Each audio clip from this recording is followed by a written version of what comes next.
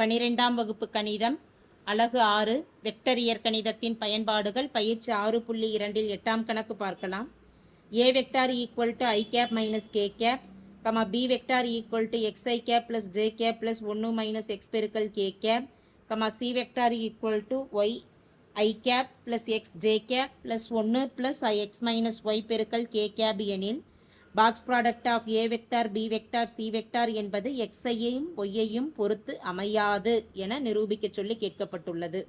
இப்போ பாக்ஸ் ப்ராடக்டின் மதிப்பு என்னான்னு கணக்கிடலாம். ABC என்ற 3 வெக்டார்கள் கொடுக்கப்பட்டுள்ளது. இதிலிருந்து box product of A vector B vector Cயின் மதிப்புகளை கணக்கிடும் பொழுது அணிக்கோவையில் கணக்கிடுவோம். A வெக்டாரில் IJKவின் மதிப்புகள் 1, J இல்ல 0, K மதிப்பு -1. B வெக்டாரில் I கேபின் மதிப்பானது X, J மதிப்பு 1, K மதிப்பு 1 மைனஸ் Xன்னு இருக்குது. C வெக்டாரில் I கேபின் மதிப்பு Y, அடுத்து Jக்கு X, 1 plus X minus Y. அணிக்கோவையை சுருக்கலாம். முதல் உறுப்பு ஒன்றின் சிற்றணிக்கோவை எனும் பொழுது முதல் நிறையும் முதல் நிரலும் கேன்சல் ஆகிடும்.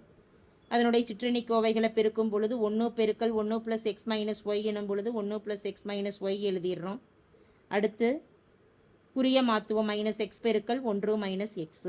இரண்டாம் உறுப்புக்கு எப்போவுமே குறிய மாற்றுவோம். 0 இருக்கிறதுனால பூஜ்ஜியத்தோட சிற்றணிக்கோவை மதிப்புகளை பெருக்கும் பொழுது இரண்டாம் உறுப்பு பூஜ்ஜியமாகத்தான் அமையும். இறுதி உறுப்பு -1, -1இன் சுற்றணிக்கோவை எனும் பொழுது முதல் நிறையும் மூன்றாம் நிரலும் கேன்சல் ஆயிடுச்சுன்னா X 1 Y Xை பெருக்கலாம். X பெருக்கல் X X ஸ்கொயர், 1 பெருக்கல் Y Y ப்ளஸ் Yன்னு இருக்குது. அப்போ -Yன்னு கொடுக்கலாம். இதை சுருக்கிறோம். 1ஆல் பெருக்கும் பொழுது பிராக்கெட்டில் வரக்கூடிய மதிப்புகள் அப்படியே தான் இருக்கும். 1 ப்ளஸ் X மைனஸ் Y, அடுத்து மைனஸ் Xஆல் பெருக்கும் பொழுது -X minus into minus plus X square. இறுதி மதிப்பு -1ஆல் பிராக்கெட்டில் இருக்கக்கூடிய X ஸ்கொயர் மைனஸ் Yயை பெருக்கும் பொழுது -X square minus into minus plus Y. Plus X minus X 0 ஆகும். Minus Y plus Y 0, X square minus X square 0 ஆகுது. மீதம் இருக்கக்கூடிய மதிப்பு 1.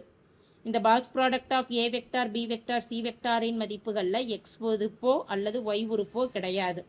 அப்போ இதனுடைய மதிப்பானது Xஐயோ Yஐயோ சார்ந்திருக்க வேண்டிய அவசியம் இல்லை. எனவே அது நிரூபிக்கப்பட்டது. Therefore box product of A vector B vector C vector என்பது Xஐயும் Yஐயும் பொறுத்து அமையாது என்பது நிரூபிக்கப்பட்டது. தேங்க்யூ.